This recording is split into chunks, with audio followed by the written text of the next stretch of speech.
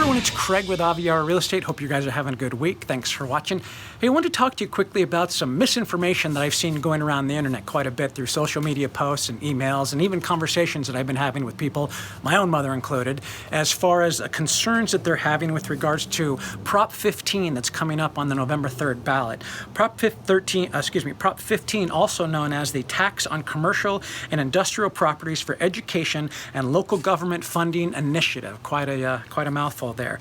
The concern that people are having is Prop 15 is going to strip away some of the rights that we have from Prop 13 as it relates to our residential property tax bases. As it stands now, Prop 13 affords us the right that our property taxes can only be increased at 2% per year based on whatever your current tax base is or whenever the property is sold and reassessed at that point.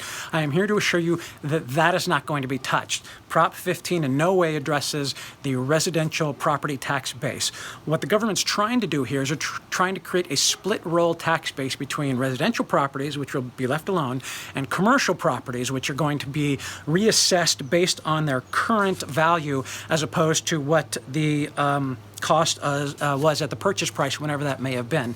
Now, there's some stipulations on that, the type of commercial property, and also the cost of the building.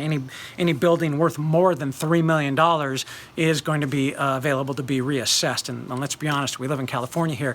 Most property businesses are probably more than $3 million. Unless you're a small mom and pop place that is a small building on its own, it's probably worth more than $3 million. And so one thing that concerns me is that's going to have a trickle-down effect on the consumer. If grocery stores and strip malls and that sort of thing that have a bunch of small businesses in there that rent, if those property taxes are going to go up, that's definitely going to have a trickle-down to the consumer for cost of goods and services so that they can be able to maintain businesses here in the state of California. So that's definitely going to increase costs for us and our day-to-day lives.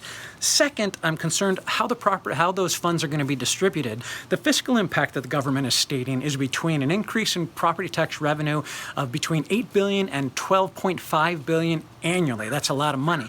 But as I tried to find more information as to how that's distributed, I wasn't able to find out exactly, but what I did find here was, first, the revenue would be distributed to, first, A, the state to supplement decreased in revenue from the state's personal income tax and corporation tax due to increased tax deductions, and B, to counties to cover the cost of implementing this measure. So the first portion of that funds, and they don't specify exactly how much that's going to be, is going to go back to the state to supplement decreases that they've had from income taxes, from tax deductions that they've given. Okay, well, how much is that going to be? I wasn't able to find that.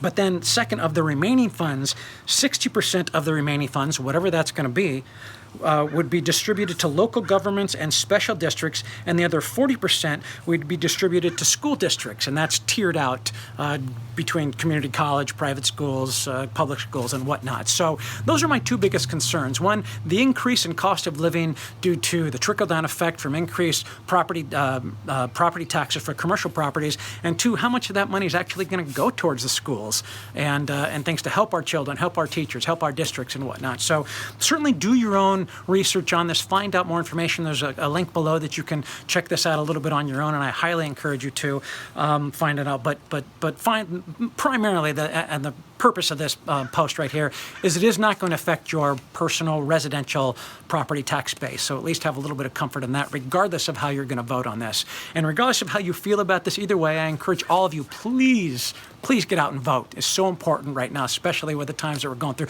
to get out and vote. Let your voice be heard. It's super important, especially on these propositions and these initiatives, both locally and statewide. Definitely get out there, vote, have your opinion heard. If you want a little bit more information on this, I'm happy to talk to you about it. I'm happy to hear your thoughts on this as well and how you feel about it. I have my own concerns. What are your concerns? Please comment below. I'd love to have that dialogue with you.